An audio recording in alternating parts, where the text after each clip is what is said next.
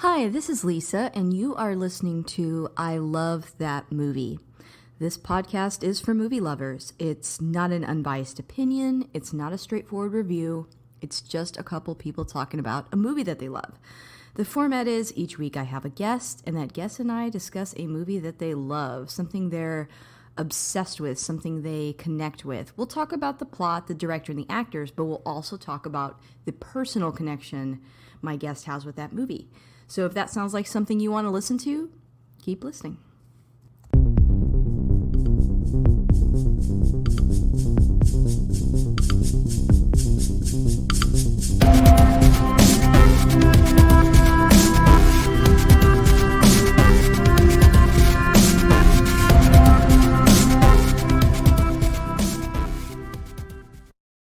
Hey, this is Lisa, and if you want to catch up with me on Twitter, you can find me at ILTM Podcast. I'm also on Instagram at I Love That Movie Podcast, and we have a Patreon. The show is always free, but if you want to support the show on there, you can.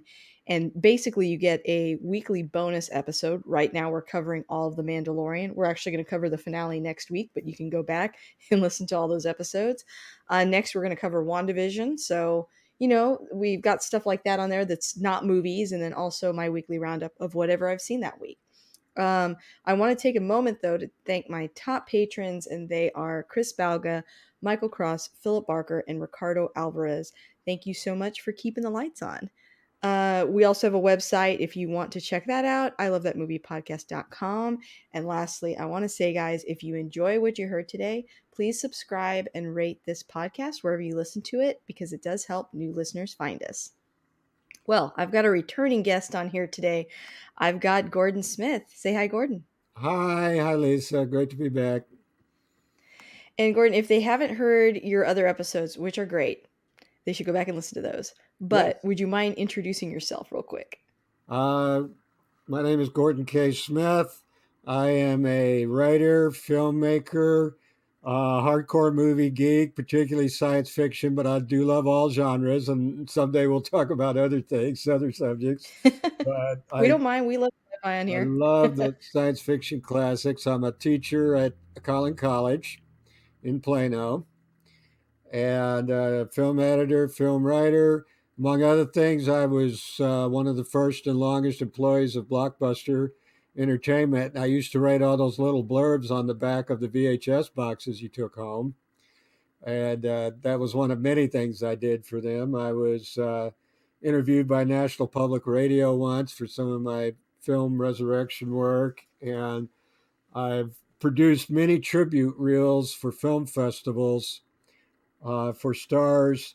I guess the one I'm most proud of is the one I did for Martin Landau in 2017.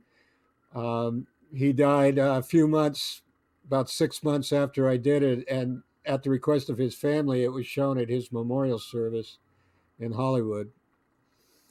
That's got to be one of the most rewarding things you could give back as a fan, as I'm sure you were a fan of his too, Oh yeah, Yeah. absolutely. Well, Gordon, that's awesome. By the way, I always tell people about your Blockbuster story.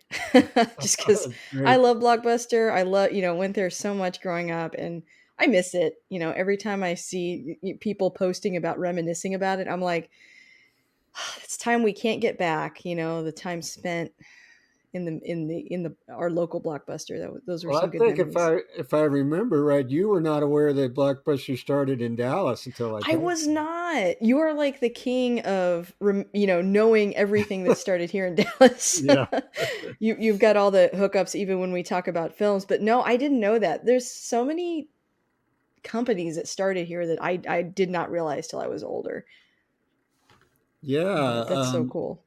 And it was, uh, bought out by the South Florida gazillionaire. H. Wayne Huizenga, and the operation did move out to Florida in the '90s, but then it came back to Dallas. I was with him the whole time.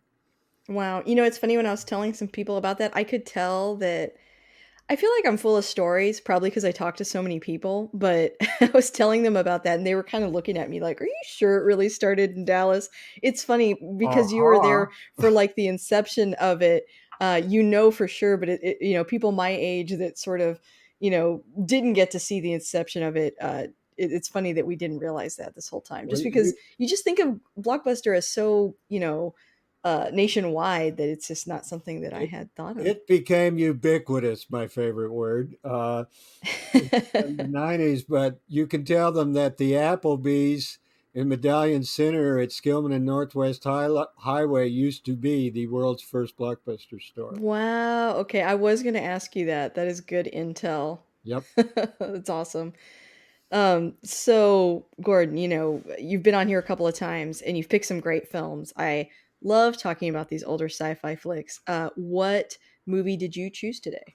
Invasion of the Body Snatchers, 1956. Yep, I know that I've seen this movie before. Like as I was watching it, I wasn't surprised by any of the plot points. I just can't remember the first time I saw it. What was the first time that you saw this movie? I believe the first time I saw it, and I had read about it for years, from the time I could read practically, I was reading on movies and knew a lot about them before I ever saw them. In those days, you just had to wait until some local TV station showed it. So Right, I think right. I saw it on an afternoon movie in Lubbock where I grew up, sometime probably the late 60s, early 70s. Well, I'm giving my age away here, but. Uh, and I No believe that's problem. the first time I saw it. Of course, I've seen it many times since. I had the absolute pleasure about 2007. I was asked by festival people in Houston to come down and be a host of these, what they were calling the Silver Screams with an M festival, a classic horror festival in Houston. Oh, that sounds And they fun. had a 35 millimeter print of Wow. Invasion of the Body Snatchers. And of course, it was like seeing it for the first time. And I could really appreciate the look and the pacing of it and everything. Uh, you This know, yeah, every this great movie has film, great pacing. yeah, it has to be seen in a theater. Agreed. I don't want to give away any spoilers. If you haven't seen this before, we will dive into spoilers in this show, though. So I would suggest going and watching it and then coming back. I actually rented this on iTunes, Ah, so you can rent it there. I didn't see it streaming anywhere. I was hoping it was going to be on like HBO, on HBO Max, because there's a lot of classic films under the Turner Classic Film section, but it wasn't on there, so I rented it. But once you do listen to it and you come back, here's the synopsis and we'll kind of go forward with the show. Uh, in Santa Mira, California, Dr. Miles Bennell is baffled when all his patients come to him with the same complaint. Their loved ones seem to have been replaced by emotionless imposters. Despite others' dismissive denials, Dr. Bennell and his former girlfriend Becky and his friend Jack soon discovered that the patient's suspicions are true. An alien species of human duplicates grown from plant-like pods. That's like a tongue twister. tongue Plant-like twister. pods Yeah. is taking over the town. Yep. That's Yep, about that's it. it. And That's I what would happens. say to people, if you're thinking, no, wait, I've seen that before. Well, guess what, guys? Been remade three times.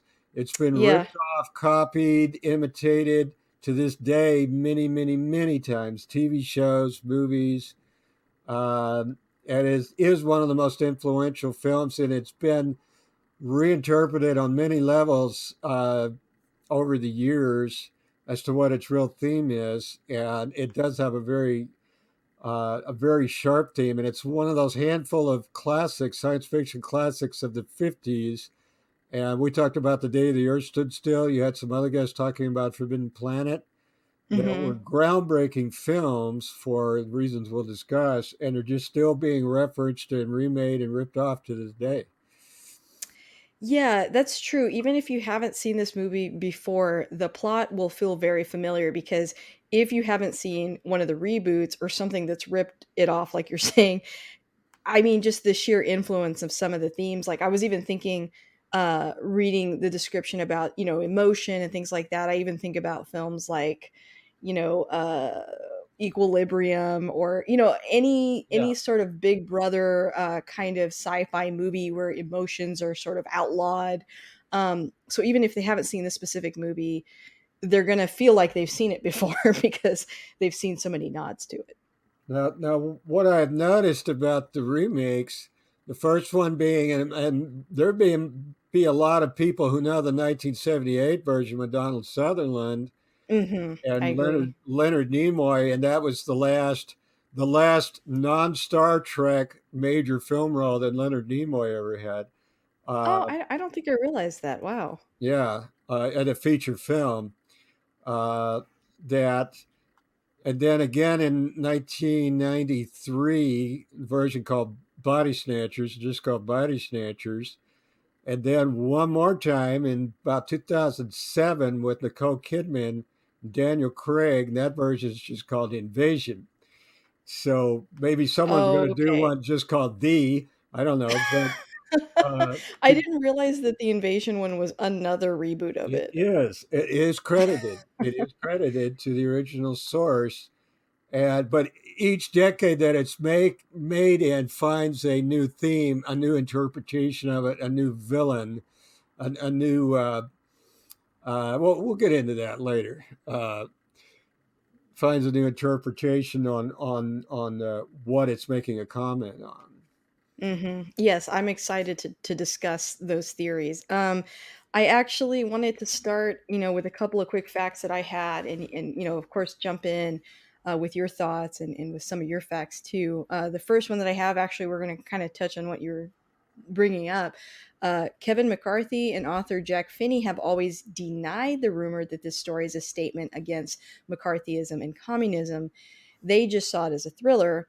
Director Don Siegel, however, believes that the political references to Senator Joseph McCarthy and totalitarianism are inescapable, even though he tried not to emphasize them. What are your thoughts on that? Well, Donald Siegel was often fond of saying he thought the real pod people were studio executives, uh, I can like the imagine any ones artist feeling that way, especially back then. like the ones at Allied Artists, where it was made that they had a huge dispute with during the making of. I'll get into later, but let me give you first a little background on what you're talking about, because the film has been interpreted as being about the McCarthyist era of the 50s. And Hmm. just to be clear on things, Kevin McCarthy was not related to Joseph McCarthy, the senator who started the McCarthyism. Is the reason why we had the phrase McCarthyism, which was uh, called the anti-communist witch hunts, where people were just terrified that communism was everywhere, that Right. particularly people who were liberals, who were free thinkers, were commies, people's who were educators in showbiz. They literally thought that people making movies and TV shows and music were planting communist ideas in the brains of people, and that Right. they had to get rid of them. That's why so many of those people lost their jobs. Now he was related. Kevin McCarthy, the actor, the star, was related to Senator Eugene McCarthy, who ran for president in 1968, ran against LBJ. Interesting. I was kind of wondering about that, reading about that. Now, he is also Gotcha. not related to our current Kevin McCarthy, the House Minority Leader, who is Hmm. much in the news now. Yeah. And there have also been many, it's also been a very common DJ named Kevin McCarthy. I've heard of several DJs named Kevin McCarthy. Uh, Just a popular name, I guess. he had a famous sister named Mary McCarthy who wrote a novel, a very famous novel called The Group, which was made into a movie in the 60s. That was his sister.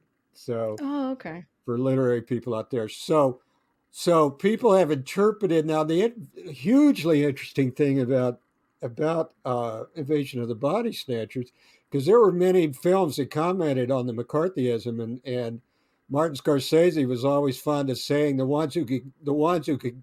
Now, granted, most of the films made who were overt about it were pro McCarthyist. They kind of had to be, if they wanted to Right. stay in business, because that's when studios were having to take loyalty pledges. Nobody could dare make a anti-McCarthyism movie for a major studio in those days. They would have lost their jobs. They would have been fired. But the ones who could make subtle references to it and be against it, as Scorsese pointed out, were westerns and science fiction. Like High Noon is largely considered to be an anti-McCarthy movie, because once again, it's about a man trying to fight evil infiltrating his town, and no one will help him. They're all afraid to Mhm. help. They don't want to lose their jobs either. So he has to face them down themselves. Now, so science fiction and westerns, but the doubly interesting thing about Invasion of the Body Snatchers is that it can be interpreted both ways, as being pro or anti McCarthy. I And was thinking that too watching it. Yeah. exactly, and people have interpreted it both ways. And they had said, well, the pod people, if you interpret it as being the pro McCarthy, pro that those whole ideas started by McCarthyism, then the pod people are communists, as we were told.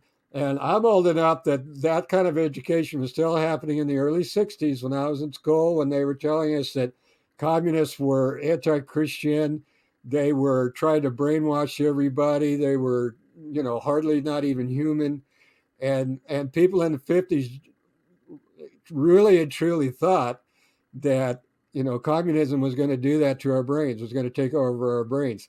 There are a few pro McCarthyist sci-fi movies too, where it's very clear that the aliens, the menace is communist. War of the Mm. Worlds, a movie I love, but it's still pretty clear that the Yeah. Martians represent commies, and even the poster to Invasion of the Body Snatchers is very red. Yes. You can always tell by That's the true. references to red. And the little blurb from Collier's magazine. The film was based on a serial that ran in Collier's magazine by a writer named Jack Finney. And so the blurb on the poster says, "The nightmare that threatens the world." So guess which Mm. nightmare they were probably thinking about. Uh, Yeah. Yeah, I mean, I thought that because, it does remind me, like, the pod people, they're taking over, they're making everyone act the same, right. it reminds you of conformity, so I could definitely see it being interpreted that way as well. Now, if you interpret it as anti-McCarthyist, then somebody like the Kevin McCarthy character instantly sees everybody is getting brainwashed. They're all buying this witch hunt stuff. They are the pod people, and he's trying to get away from that mindset. He's trying to flee before it invades his loved ones, his family, and that he thinks everyone's gone crazy in the small towns. Now, gee, we wouldn't know anything about that in today's atmosphere, would we? About people No kidding. I drinking can't some lie, I really thought about bad that. Kool-Aid, coming from high on high and becoming like monstrous. Yeah, So, and also talking specifically about not being able to emote, right. that part, made me think about, the attack on the arts in the 50s. But yeah, I can't lie, I did think about the parallels to now. It's, Uh, you know, we're all exactly. viewing that under that lens anyway because of how extreme things are right now, but yeah, I saw that. So, and again, exactly the whole thing about the pod people. If you haven't seen it, you can recognize the pod people because their personalities have completely changed, and Mhm. they're devoid of emotions, and so their loved ones start coming to Dr. Miles Bennett, the character played by Kevin McCarthy, in this small town called Santa Mira, which means "holy look" in Spanish. Kind of tells you something. It's filmed mostly in Glendale, California, and which is another thing to note. This is a groundbreaking sci-fi movie in many ways because the heroes are not scientists, they're not military. Oh, Uh, you're right. Military doesn't get into it, the scientists don't get into it, and it's a doctor. It's a doctor. It Yeah, and it's kinda scarier because of that, because I think once you have the military and scientists, you just feel like they can handle it somehow, Yeah, even though, that's not true. But if because there were, like, pod people coming here, they wouldn't automatically have a game plan for that we know of. yeah, But, most it's scary when it's just some a small town doctor. yeah, he's a small town doctor who realizes, everybody's drinking some really bad Kool-Aid. There's what's Yeah. going over everybody. They're all watching too much Fox News. What's happening to them? You and uh, so it's been interpreted both ways, and I think it's fascinating. I can't even think of too many other movies that can have that kind of duality, that I they can be agree. interpreted on either side of an issue like that. Mhm. And now What did Don Siegel think? Well, he's quoted as saying, at one point, I think it's studio executives, or at another point, um, who he thought the pod people might be. Now, for those who think, I have to do point out, Don Siegel was a great action director, B movie director. He got his start doing montages. The opening montage in Casablanca was done by Don Siegel. Oh, wow, I didn't realize that. That's very Exactly. cool. Which is on Turner Classic right now as we speak. He was an Yeah. editor and made montages. And he later became very associated with Clint Eastwood's films. He directed several of them, and Mm. Eastwood gave him cameos in several. So if you think that Don Siegel was this flaming liberal who was making this statement against McCarthyism, bear in mind this is the man who made Dirty Harry. Good point. Not exactly a film of bleeding heart liberalism. So Right. you Yeah, do have to not keep that in mind. not exactly. That is funny. That's really good information. Yeah. Well, the other one of the other facts that I had was that during test screenings, much of the film's original humor and humanity was actually cut because the audience found it kind of difficult to follow. They laughed at the wrong moments, and so the studio insisted on edits because it wasn't policy at the time to mix humor with horror. Yeah, this is a very intriguing part of the story.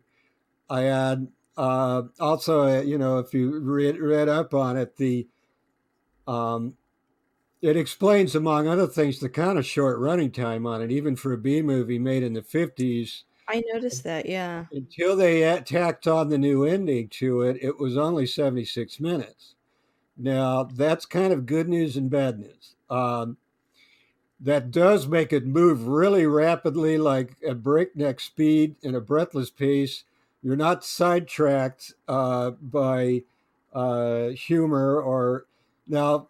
I would give anything to see what was cut, and Donald Siegel and the cast fought real hard against that. They wanted to keep that in there, Mm. and they supposedly even took a tape recorder to the first screening to record both the screams and the laughs.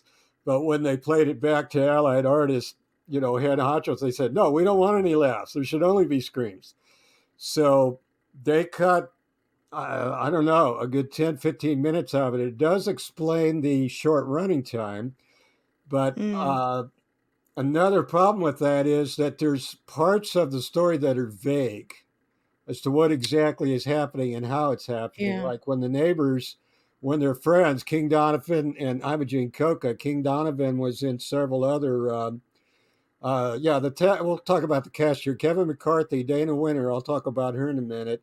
And their friends, Kevin, that are played by King Donovan and Imogene Coca. She was not Imogene Coca. I'm sorry, that was his real life wife, Carolyn Jones, later famous as Morticia on the Addams Family. King Donovan and Carolyn Jones, one of the pot people just shows up on their pool table. It's just there. They don't really Yeah, say much about it's how it got true. there, where it came from, and the And also the advice was really weird. He's like, "Well, let's just leave it there, yeah. and then if he's still there tomorrow, we'll call the police." And I was like, What? "In what Yeah. world would you go into someone's house, see basically a dead body, and go, 'Let's just wait and deal with this in the morning?'" Like, It's that was weird. a very bizarre dead body with no fingerprints, Yeah. and the entire assimilation process of how the pod people become the living people, how they clone them is pretty vague.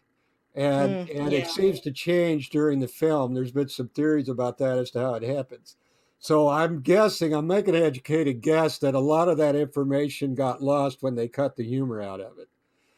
It also is interesting to me because, I feel like it's been I'm not gonna say a new trend, but more modern films have comedy mixed with horror, and it seems like, the execs telling them to keep that out, I guess that was, like, a higher level decision for a long time before they started relaxing that. It's not like a Yeah, new idea, it's probably like artists wanted to do that, they just kind of were held back by what studios told them to do. it has to be done right. If it's done right, it's great. I mean, True. Spielberg usually does it right. Look at the Mhm. way he combined humor and horror in Jaws and Close Encounters in many, many films. Poltergeist. Poltergeist, When yeah, that's done what I was wrong, it thinking. can kill the mood or kill the pacing. True. I would give anything to see the cut scenes and see if they were like sardonic humor that fit the whole rest of the film, or if it really would have ruined it. I don't know. Yeah, yeah, that's a good point, like, did it detract from it like Yeah, they said? That could be too. did it detract? And to my knowledge, the footage doesn't exist. I've Huh. never heard of it being found anywhere. I would dearly love to see it. Now, the 1978 version, directed by Philip Kaufman, which I like a lot on several levels, does have humor. It has some great humor in it. Uh, that's very sardonic. One of my favorite lines now in that film, it's Donald Sutherland and Brooke Adams, and the two leads and their friends are played by Jeff Goldblum and uh, Veronica Cartwright, and or Angela Cartwright. I always get the Cartwright sisters mixed up as to which one it is, but I think it's Veronica. And they're looking at the gross looking strange body on the table, and Jeff Goldblum, they've kind of figured out it must be from outer space, and Jeff Goldblum starts touching it, and Veronica Cartwright says, "Don't touch that. You don't know where it's been." Accurate. That one successfully uses humor. Now, I will say, and by the way, Kevin McCarthy has a cameo, what may be the greatest cameo of all time, in the second version, basically playing the same character. Interesting. I Uh, haven't seen the 1978 one, oh, so you haven't? It's uh-uh. worth seeing. I don't think they knew Okay. how to. I don't think they knew how to end it. Mm. I think the ending is really silly, or for me, it nearly ruins it. I don't think they knew what to do with the ending.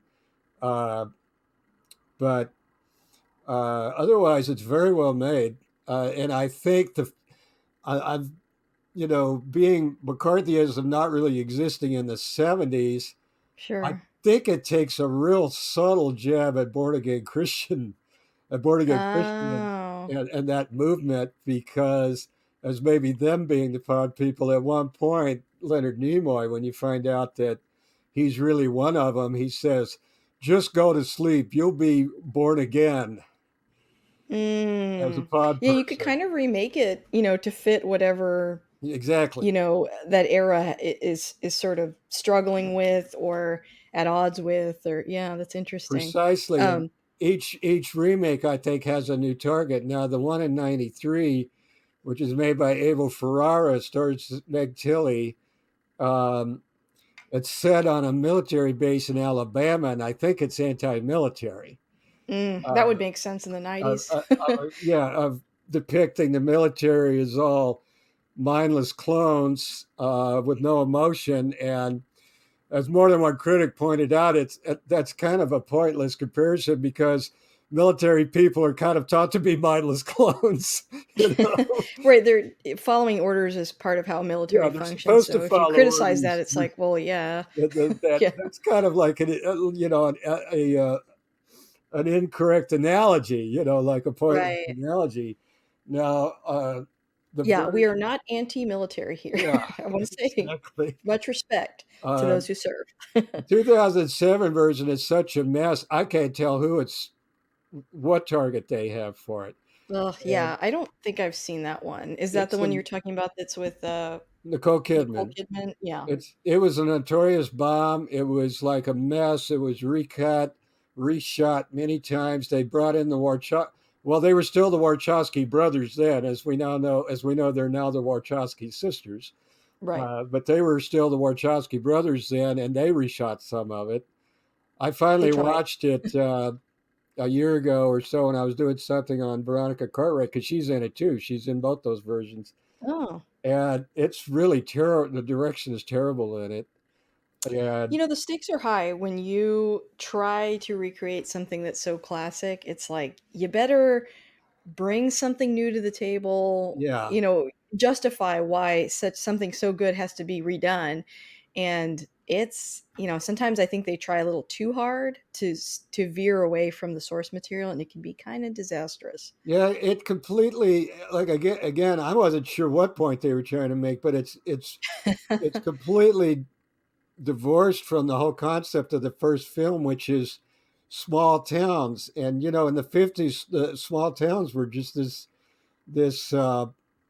this great thing that people thought was the bedrock of America, where they thought the communists would probably find their greatest stronghold is in Wow, small towns. interesting. And that, the small towns are the home front of America. And what if it happened there? Uh, Isn't that funny how we're still like you hear that this kind of, this fear about invasion of the suburbs even exactly. today? Yeah. It's interesting. And that gets so duplicated, like, even, I was talking about at the top of the show that we're gonna talk about WandaVision, and on that show, they're like in a small town and sort of, don't want to give away too much, but you get from the promos, it's like they're in a quote unquote perfect sort of Pleasantville type place. And Pleasantville also, it's like, you know, this small town that seems perfect, but something sinister is, happening underneath it. It seems like it's duplicated so often. Yeah, I will point out again back to the original film. It was not the first science fiction film in the 50s to have a theme about identity takeover. Hmm. Now, the 1951 version of The Thing was kind of interesting for eliminating that, because in the novel it's based on, the 1939 novel it's based on, the alien invader does take over people's identity, just like it does in John Carpenter's remake Hmm. of 1982. But Howard Hawks eliminated that concept for the 1951 version. Maybe he Um, just thought, people couldn't, it was too difficult a concept to understand or something. So it took a couple of years later for It Came from Outer Space, which was written by Ray Bradbury, that film, to do that concept of identity takeover, uh, directed by Jack Arnold. It's a minor classic in itself, but it doesn't have the political undertheme, the political subtext that Invasion of the Body Snatchers has. And in that film, and It Came from Outer Space, the hero is a scientist. Richard Carlson is a scientist. And it yeah, doesn't and have the that's more common in those types of films. yeah, it doesn't have the momentum, it doesn't have the forward thrust, and not a lot happens in that film until about the last 15 minutes.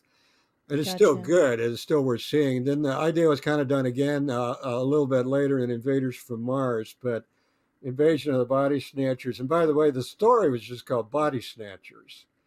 And The Body Snatchers, the original syndicated magazine serial.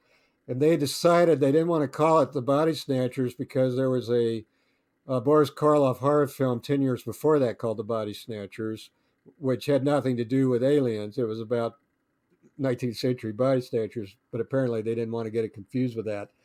So Yeah. they tacked on the invasion, which kind of cheapened it, made it sound like a really cheap, sleazy Roger Corman movie or something, and it's Yeah, anything it kinda but. does. It sounds, like something else is happening. But, Yeah, uh, at least with the word invasion, though, it does sort of automatically introduce the idea of, like, an alien versus, like, grave robbing right, or something exactly. like They did want to have something that indicated it was science fiction. Now, both It Came from Outer Space and Invasion of the Body Snatchers have a climax in good old Bronson Cave out in L.A. And the first time I went out to LA, I had some of my film geek friends out there showed me the locations that they that. Oh, shot cool. Invasion of the Body Snatchers on in there in Glendale and Chatsworth, and then good old Bronson Cave or Bronson Cave, where many sci-fi movies, a lot of westerns too, but a lot of sci-fi movies have been shot there, including that climax. It's quite famous Mhm. movie location. And the Outer Limits show used it several times, uh, just many times. You can just Google Bronson Cave and you'll find it. Uh, Also, want to point out it was one of the first films inducted. Invasion of the Body Snatchers was inducted into the Library of Congress, their designation of films to be preserved. Oh, Which they really? come up with a list every year, and that was on the Mhm. first list in Wow. 1994. Uh, God, I'm forgetting the actual name they give that, but the Library of Congress list of honored films. and that was on there the first or second year they did it. Uh, and it was when the AFI did their list, when they used to do their specials, and they did their list of the top 10 science fiction films, it was on their list. So, With good reason, yeah.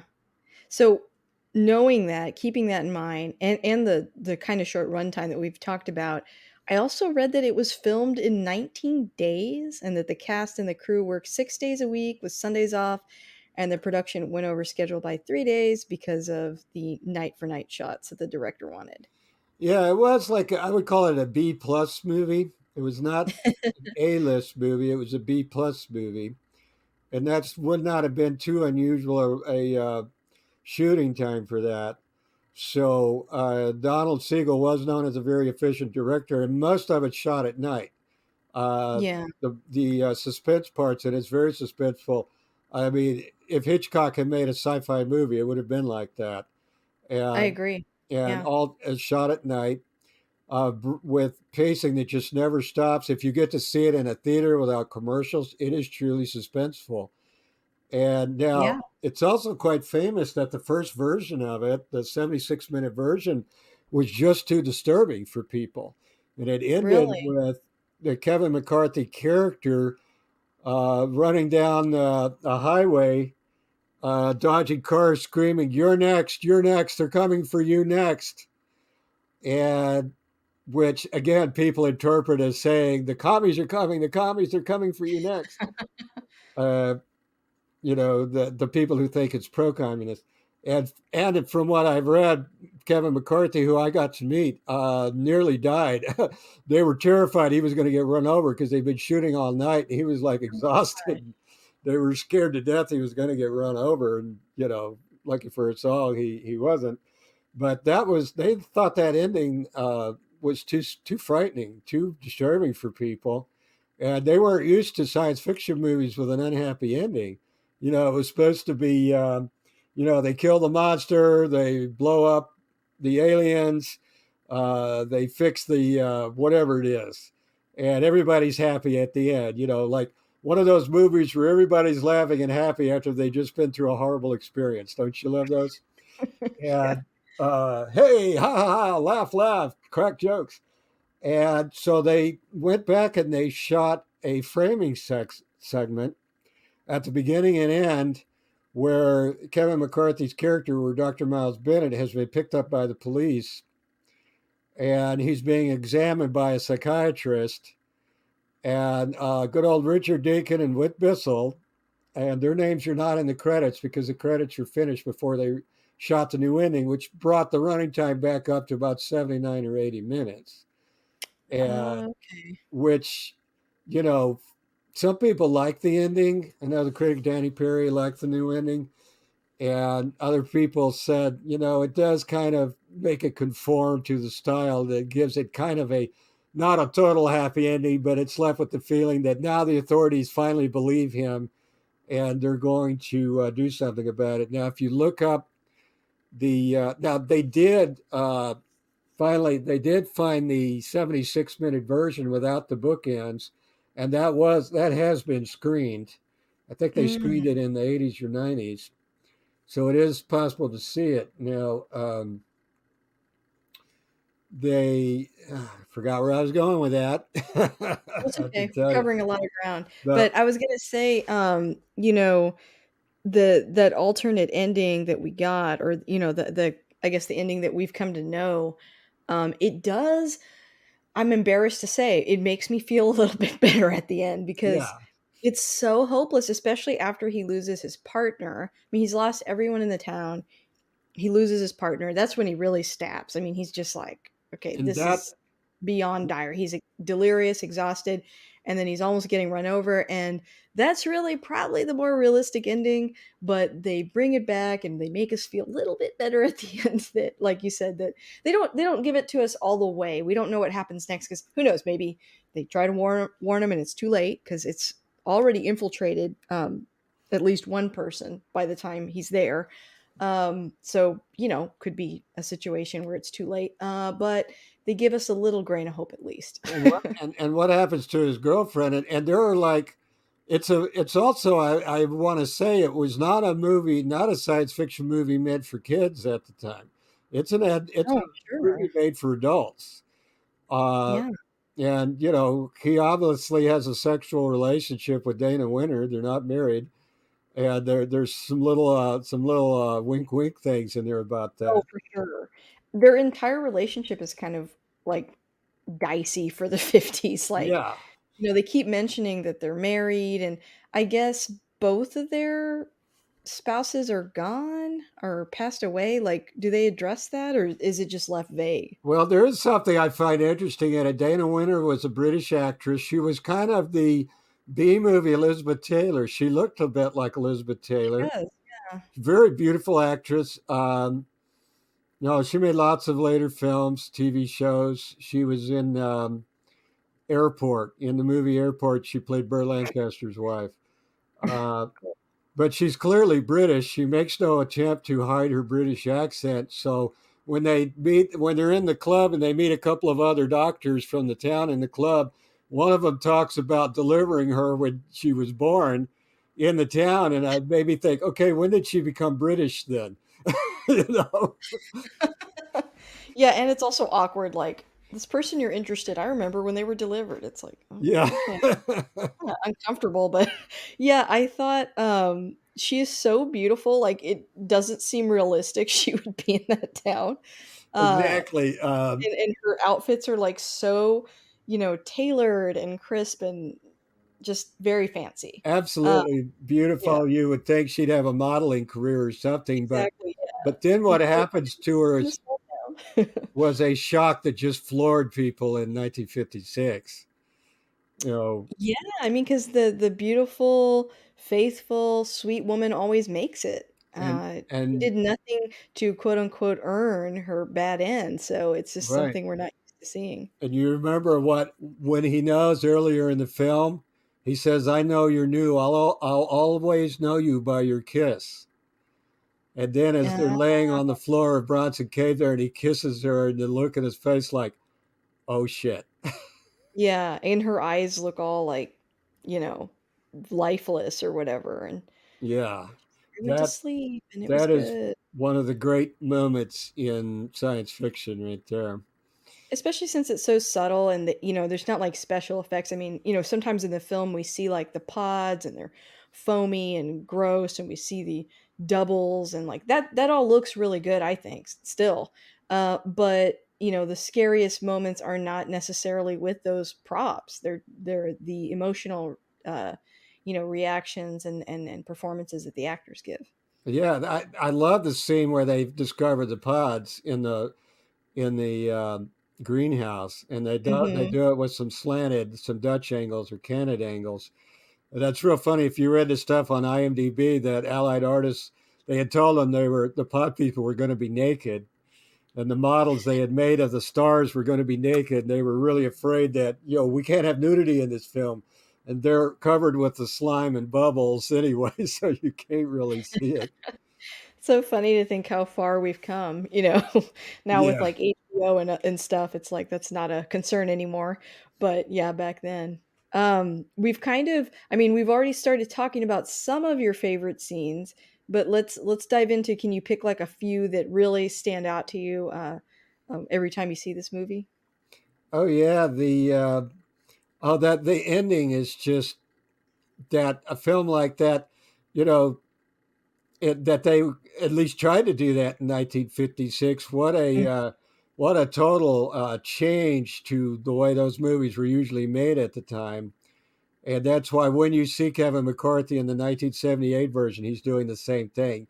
He runs mm. up to the car that Donald Sutherland is and Brooke Adams are in and starts yelling the same thing at him. He's going, "You're next! You're next! They're coming for you!" but Yeah. the Yeah, whole and way that's he's shot, so transformed by the end, like, we see him all frantic in the very beginning of the film, but then I don't know if you feel this way, I kind of forget about that as yeah. I'm watching the movie. He's really suave, he's charming, everyone in the town loves him and trusts him, and he's so important, and then by the end of the movie, he's back to that guy we saw at the beginning, and I think that's just such a great bookend, and also his, performance is so I mean, I guess it's big, but it feels very like authentic and less theater. I don't know how to say it. Less over dramatic than what I would expect from that era too. Like it's just really good. It translates well to today, I guess is Yeah, what I'm. the pursuit scenes are great where they're hiding in the office where they get the King Donovan and Larry Gates are trying to recruit them, and they attack them with the hyposurges, including Dana Winters. Like, wow, Yeah. it's really goes against the grain of sci-fi movies at the time. There's no ending where the hero and the girlfriend are gonna run away and have a great time. And I give tons of credit to Kevin McCarthy, and I want to talk about him for a minute. He was a great Sure. actor. Uh, he made his film debut in 1944. He was a Mm. stage actor. He was in lots of TV. He had gotten an Oscar nomination like 3 years before this, 4 years before this, for Death of a Salesman, for playing the older son in Death of a Salesman, Oh. and 1951. And he was on lots of live TV and lots of movies of the 50s, when lots of 60s, all over 60s television. Famous episode of the Twilight Zone. God, I could probably, if I think long enough, I'll even remember the title of it. Uh, Long Live something. He was on the Alfred Hitchcock Hour, every Western, the Wild Wild West. Now, I know a lot of this because in 2009, I did a tribute reel for him, produced a Oh. tribute reel for his appearance at the Fort Lauderdale Film Festival. And among the things I had on there in Marilyn Monroe's final film, The Misfits, he played her husband. Oh, okay. He has Very cool. he has one scene that's exactly 30 seconds long in the early part of the film, and I used that entire scene in his tribute reel. And I have done lots of tribute reels for lots of actors. That's the only time I use their entire role in the movie as the clip because it was exactly Yeah, 'cause 30 it's a short seconds. performance. He was also in The Best Man with Henry Fonda, which they've been showing on Turner Classic a lot lately, and Big Hand for the Little Lady. Uh, Now, once Invasion of the Body Snatchers got to be seen a lot on TV, and the cult for that film just kept growing and growing and growing. He was in big demand to do sci-fi and horror movies. It just had Mm. a new career in it, so that's why he's in so many. He's in Spielberg's movies. He's in Joe Dante's movies like The Howling. Uh, he's in Inner Space, and just he just had practically a new career come out of it. Although he Wow. still did all kinds of parts. He was in the Distinguished Gentleman with uh, Eddie Murphy. A scene that my brother is also an extra in in that same Oh. scene. But yeah, Kevin McCarthy's in that. He kept working till he was 95. Now, Wow. I did find out because I didn't use it in the tribute because I don't think it's a very good movie, but I found out a whole lot of people just know him for UHF, the movie with Weird Al Yankovic's movie. Gosh, really? And he was I the guess kind that of the depends on when you saw him first. yeah, he was kind of the bad guy in that. And I finally watched it, and I didn't think much of it. I didn't think it was very good. It was I probably like funny in UHF. the 80s. I Uh, didn't make that connection, though. I have to go back and watch it but again. It's then I been found out a whole lot of people said, "Where was UHF? How could you not have that in there?" And I think I had a couple of seconds of it in there in in the, the final scene. But so at the, now I'll have to tell the story. This is the story behind the photo I sent you. Oh, yeah, and we're gonna post that, Yeah, a on couple Twitter of photos and Instagram and of stuff. the morning after we did his award ceremony. He was in a wheelchair at that festival. He was just barely well enough to be there. He was 95. His parents died in the flu epidemic in 1918. He was born in 1914. Both his parents died in the flu epidemic. He talked about that a bit, and So the next day, as part of that festival, it's a regular thing. They have a cruise down the Intercoastal in Fort Lauderdale. Mhm. And so I was there with my girlfriend. The other, she's the blonde. The lady on his right with the dark hair was his wife. She was way younger than him, Well, yeah, if he's 95. way For younger. And uh, he was moved very slowly, and he didn't talk a lot. But we were talking with him, and she turned to him and she said, "Now, Kevin, this is the man who made your video last night." And he looked at me, and his eyes got real wide, and he reached out and he did the OK sign at me. He didn't say a word. He just did the OK sign. And to me, that was praise from Caesar. And I thought, I could die happy now because Kevin McCarthy just gave me the OK sign over that. So Nice. that's what's happening in that photo. Okay, that's good context. I was wondering because you Yeah, sent that to me I too. actually got to help him into out of his wheelchair and into his limo one night. So that was great. Here was a guy, I just loved for years. So Oh, that's nice. Dana It's nice Winter, when you meet your heroes and they're nice. huh? It's nice when you meet your heroes Oh, and they're nice. exactly. I've Yeah. been very lucky to meet them. I got to do three things with Vincent Price, and he was my hero. Sadly, Oh, that was never, sadly, did not get a photo from him. I'm still trying to find some photos from the second event. Because of COVID, I haven't been able to do it, but I'm hoping if I can find the photos taken by the photographer at the second event, that there might be one that me and Vincent are both in, but I'll find oh, that out would be cool. someday. Yeah. Also in that movie, in Invasion of the Body Snatchers, we talked about King Donovan, was in other sci-fi movies like Beast from 20,000 Fathoms, and Carolyn Jones, very well-known actress, famous for The Addams Family. The director Sam Peckinpah shows up in it, and he was the uh, dialogue director on it. Later years claim to have rewritten the script. That's been widely refuted. Mm. That he did not do that, or had little input into it. But he plays a meter man in it. He has like one line of dialogue, so and he's listed in the opening credits in the cast. So yeah, Oh, the director of the Wild Bunch and Straw Dogs is in there. Um, and I was trying to think other. Larry Gates was a stage actor, well-known stage actor. I'm probably forgetting somebody else in it. I do recommend watch the 78. Watch the 56 version first. Definitely watch it in one setting, or wait till Alamo Drafthouse opens back up again. Maybe they'll show it. seriously. But, um, So, the yeah. and then you can watch them in order, uh, particularly the 78 version, which I think is very well made. Um, The 93 one is harder to find. It didn't get much of a release. It's not real good. I think I watched it in my days at Blockbuster. I think I watched it on VHS once. Abel Ferrara, the director who made it, made Bad Lieutenant later and some Mm, real edgy New York films.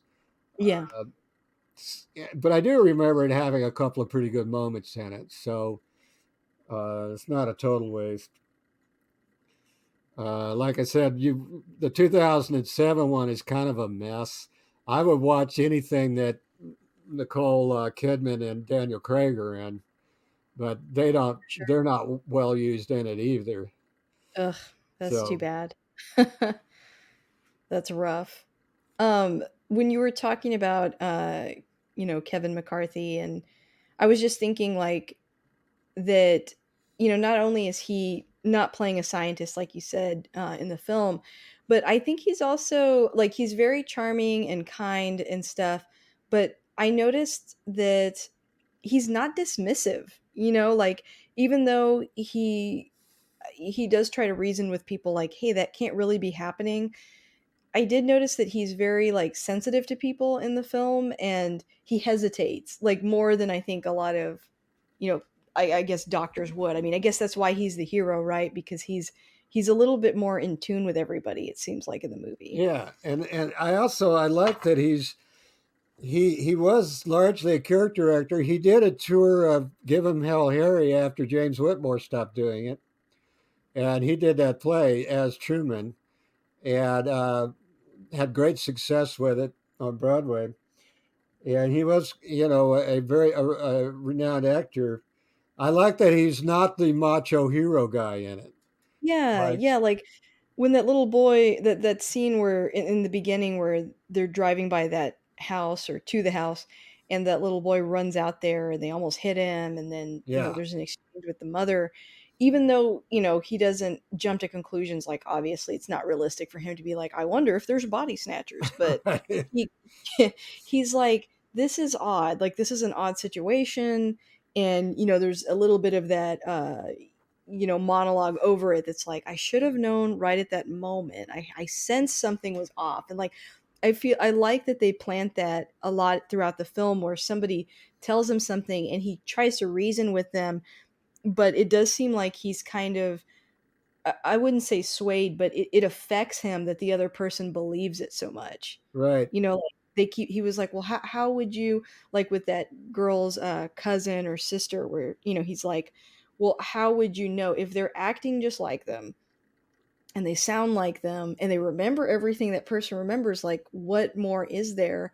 And then that person is like, just, a feeling I have right, about it and their emotions.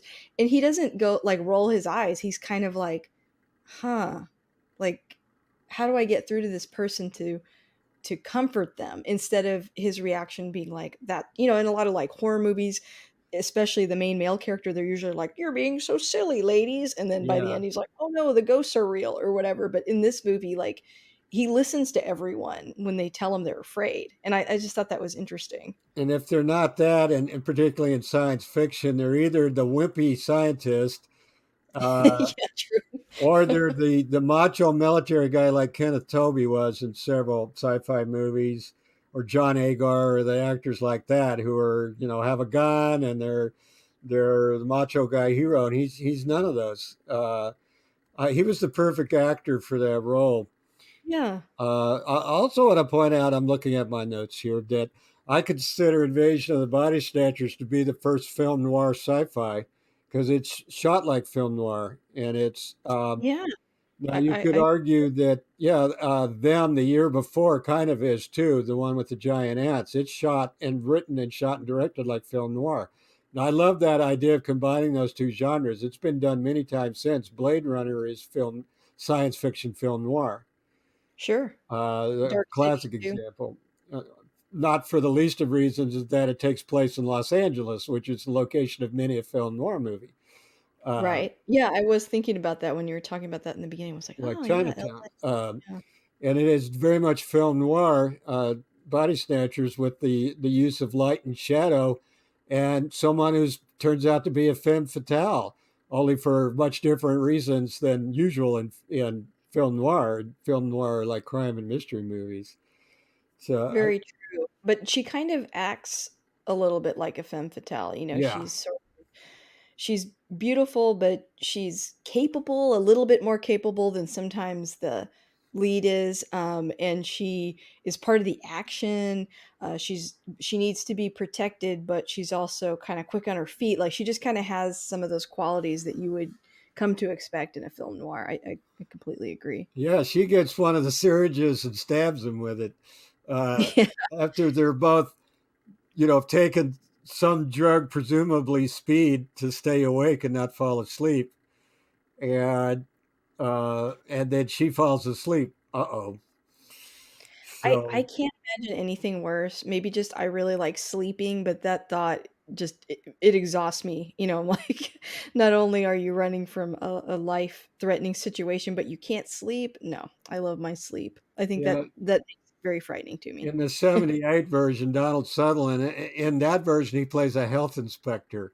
So that's Ah, another little interesting occupation to have. But he calls it yeah, speed. He just, they're in the doctor's office. He says, here, it's take some of this right now. What is it? It's speed. It'll keep us awake. okay, you keep saying Donald Sutherland because you're mentioning that movie. I have to say this really quick. I don't know if I've told you this before. I'm gonna bring it up every single time somebody mentions him, but, um I had a friend, she's, my friend and my hairdresser, her name is Tara, and she was telling me one time about a movie she saw on TV, and she said, "I watched this movie yesterday, Lisa, that had Kiefer Sutherland in it, but he was wearing, like, old man makeup." And she kept talking about it, and I said, "Are you talking about Donald Sutherland?" And she goes, "What?" And I go, "Yeah, it's not old man makeup, that's his dad." And she was like, "Oh, I didn't know that." I'm like, "Yeah, he's like a huge star." Like, I mean, Kiefer Sutherland is a huge star now, but I mean, his dad was like a really big star. But it's funny because we're the exact same age, but I feel like I do watch a lot of movies. And so someone my age or younger, like I could see how they would make that mistake. But it's so funny to me every time somebody brings up Donald Sutherland, I'm gonna bring up that story. I don't even think they look exactly alike. It's They funny don't. why they But it was would think just that. telling you the plot of the movie, and I'm listening to her, and I'm like, I cannot think of a movie where Kiefer Sutherland has old man makeup. And then I was like, she means his dad. I mean, he's already an old man, but I mean, if you see Donald Sutherland's very early stuff, he worked in Britain for a long time. He's Canadian by birth, Oh, and I didn't. he doesn't really look like Kiefer, I don't Yeah, think. he's very like thin and lanky, like compared to Kiefer. When I think of him like in his sort of like, when he was young, I think of MASH, Um, but Yeah, yeah, I don't know. I always thought that was funny. in Mash, Yeah. yeah. Um, no, that's funny comment though. I mean, Yeah, I've never forgotten that. And you're right, they don't really look alike, but she could at least tell that they were related, I guess. it's like She figured yeah. when I ask I teach film TV courses, and I try to when I ask my students, young folks, their favorite movie, if I ever hear anything made before the '80s, I'm just amazed, because they think an old movie is something made in the '80s. Yeah, I've experienced that as well when people are like, "Oh, yeah, this old movie," and I'm like, "Ouch, that's old?" They're like, There's a "No, classic movies." There's a great joke about that in one of the Avengers movies where Spider-Man, when now as the kid, the 18-year-old, what he was supposed to be, is talking about an old movie from the '80s, and Robert Downey like rolls his eyes at him or something. Yeah, I think he references Star Wars and I think Back to the Future. Yeah, He's like, yeah, really, something really like old that. movie. He emphasizes really, really old, so it just really rubs it in. Yeah. Well, Um, what else? What else, Lisa? let's see, maybe I'll think of a couple of scenes that I really like too. Maybe I wouldn't say I loved it, but I found chilling, when I mentioned earlier about the little boy running in the street, and then later when he's in the office and he keeps insisting that's not his mom. I'm like, I'm glad I didn't see this as a kid because that concept would have Ooh, really yeah. terrified me as a child. I mean, you can't think of anything worse, right, than your parents like being replaced, and you're a kid, no one listens to you. Like, how do you explain that? I like that. That felt kind of Twilight Zone-ish in that scene to me. Yeah, that is a good observation. I wasn't a kid when I saw it, but yeah, seeing that there are, yeah, some other like scary stuff with kids in it that I did see as a kid that I remember that, being kind of disturbed by them. But Yeah. apparently, kids now see every R-rated movie. I guess there's nothing to stop them from doing it. No, and even when I was a kid, like my husband and I have like really different childhoods where he saw like, Nightmare on Elm Street and all those horror films. My parents would not allow me to watch any of that. So he got to see everything as a kid and I did not. So maybe I'm thinking of myself, the very sheltered kid that wouldn't have been able to see this. Yeah, I talked to even like people in my class that say, "Oh yeah, I saw The Exorcist when I was 9," and then this, Oh my gosh, that would have ended me. oh my God, one of my students was talking about seeing Clockwork Orange when he was, and I said, "I hope you weren't a kid when you saw it." He said, "No, I That's like was not 17." healthy. So, uh, yeah, I think a film like that is a film like Body Snatchers is one that would have different scares for different people in it. And, again, its overriding theme was the loss of your humanity, the loss of your emotions. What Yeah, happens when you stop being human? there's that scene where, it's explained to the two main characters what's going to happen. And that's when their kind of romance really ramps up, where she's like, I want to have your children. I want to be in a relationship with you. I want to live life. And I was like, wow, this feels very, like, kind of modern, I guess, it feels very, emphasis on individualism for sure. Like you're saying, your humanity, who you are. And I kind of liked that scene too. It was sort of like, it sets how high the stakes are. They're like, and I think that can be hard to do when, the bad guys look like regular people. Yeah. So it's like you have to keep emphasizing, like, hey, there's a lot to lose here. And how do you do that? You can't just do that visually. We saw the pods, sure, but you can't like constantly show us these pods. So, another way to express how scary the situation is for the main characters to, express what they're losing. Yeah, from hence comes the term pod people. Right. Uh, Still in use to this day. I did love reading in the stuff on IMDb that some of the promotional stuff they did at the theaters when it opened was they had some of those pods in there, paper mache or something. And what I wouldn't give to have one of those, uh, That must have been so cool. which I love that they did stuff like that. I feel like theaters don't do things like that anymore. now with the advent of multiplexes, it's real hard to do things like that. And Yeah. they have better ways to promote a film, with the internet and everything. They do still do some things like that, but to be a PR person, a movie PR person in those days, you had to come up with stunts and publicity stunts and things like that. Now, I kind of think they probably were paper mache because when you watch the film, they don't look to weigh very much when people are carrying them. Yeah, Yeah, they don't. But they look good. I mean, yeah, I they think look the fact great. that it's in black and white helps a lot too. Oh yeah, I And then can't. I don't know if that movie's been colorized or not. A lot of the Allied artist stuff went to Republic, and I think Republic still owns it. mm, Uh, and I don't know. I think there is a colorized version of it. I don't want to watch it. I mean, uh, black and white, a format I love, has its purpose, and color kills it. 9 times out of 10.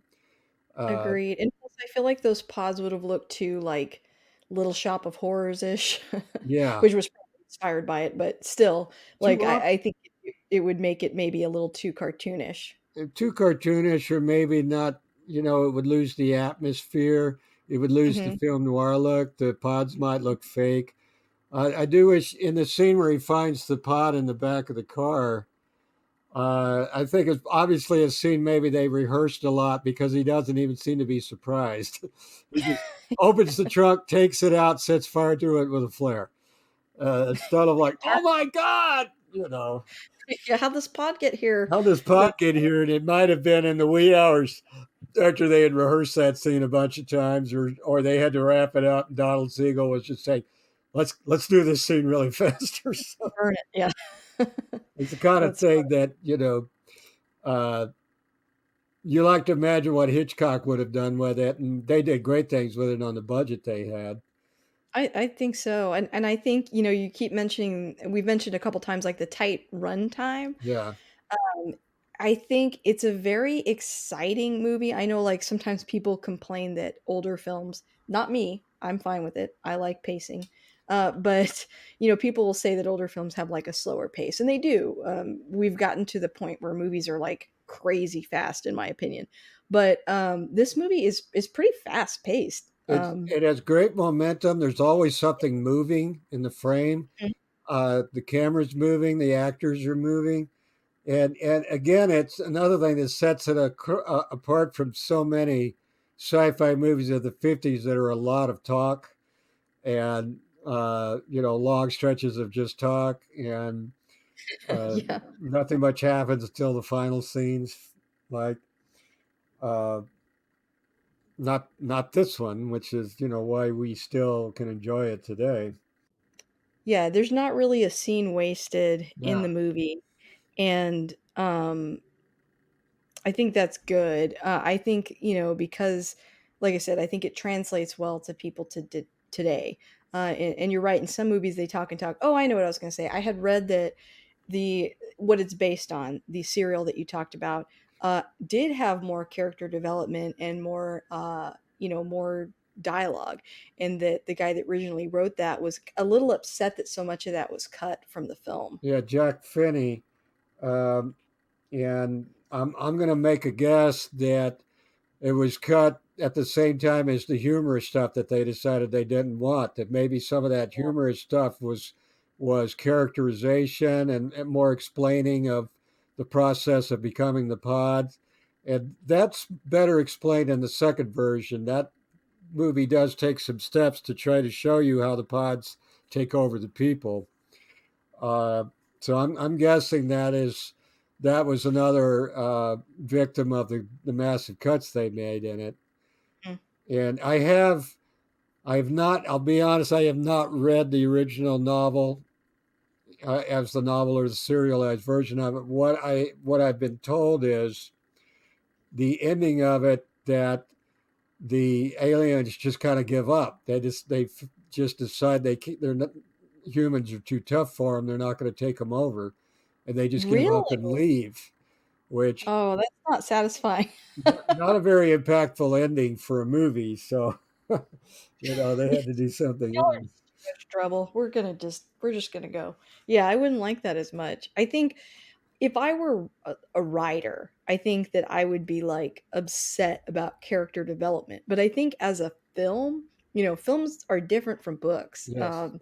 And so I think for the medium that it's in, for the high concept it's trying to get across, I think too much dialogue and character development, which is it's crazy for me to say this because those are the two things I love the most, but I do think that could have weighed the movie down. I think it's memorable because they cut some of that. It may be. It may be that that with the other stuff in it, it breaks up the pacing.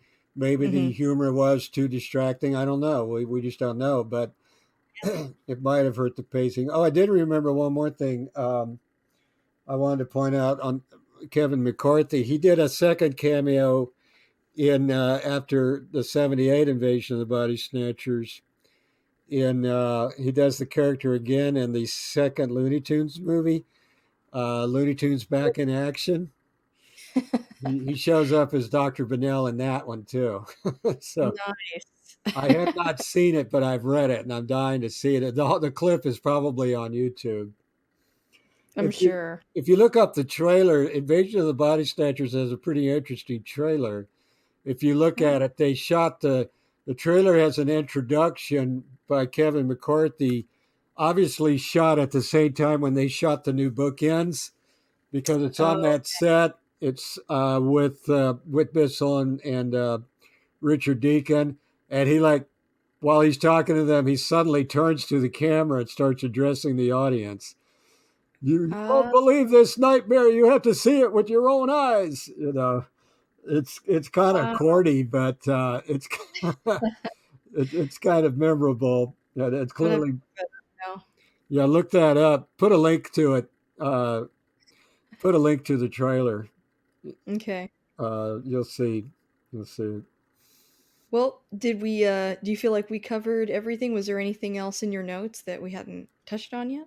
Oh, I'll probably remember after we hang up. But Same. boy, we've said a lot. I could, a movie Yeah. like this that I love, I could talk for 2 hours on easily. Well, it's a good movie. So my last two questions that I always ask, number one, um, you know, if you had to summarize it, we've talked about it this whole time, but if you had to summarize it, why do you think you've seen this movie so many times? Why do you think you love it so much? I think, as with all great films, it has new meaning every time you see it. You see something you didn't see in it before, or you're in a different point in your life when it has different meaning.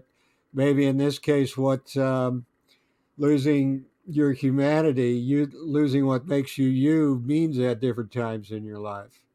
True. what Yeah, it's a story that can be updated. it's due to just plain age, to addiction, to mental problems, to depression, to whatever it is.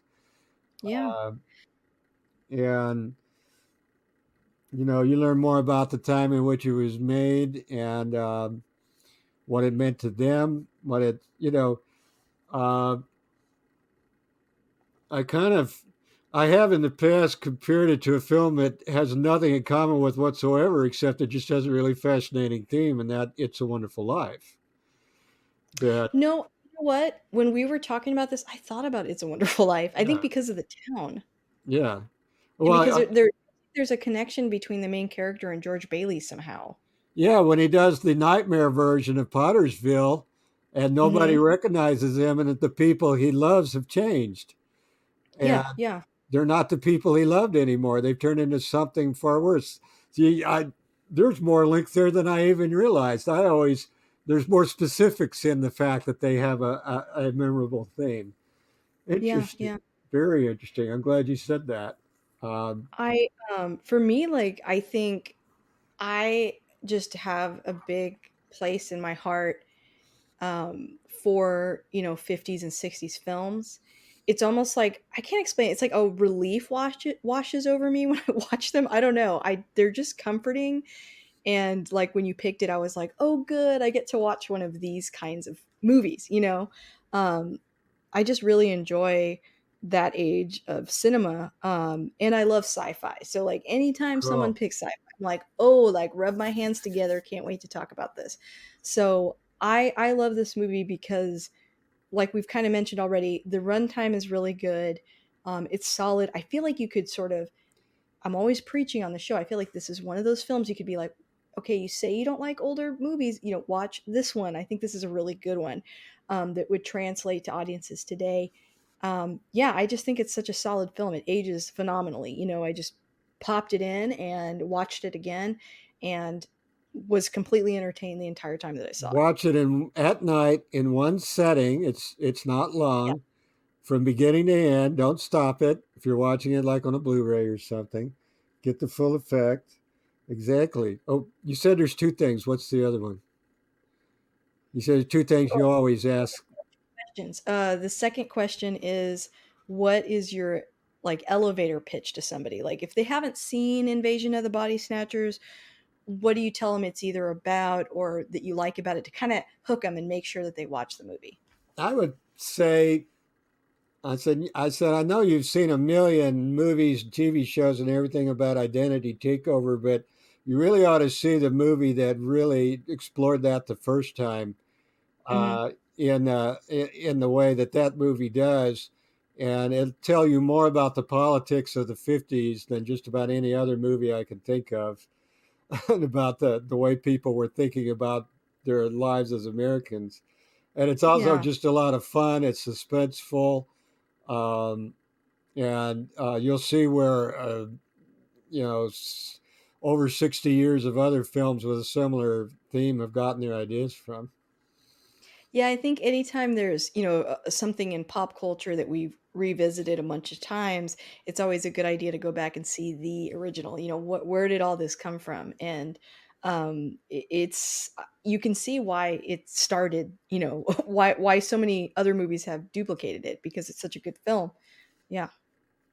Great. Well, thank you so much for coming back. Did you have anything you wanted to plug before you head out? Oh, plug my website, gordonksmith.com, and Absolutely.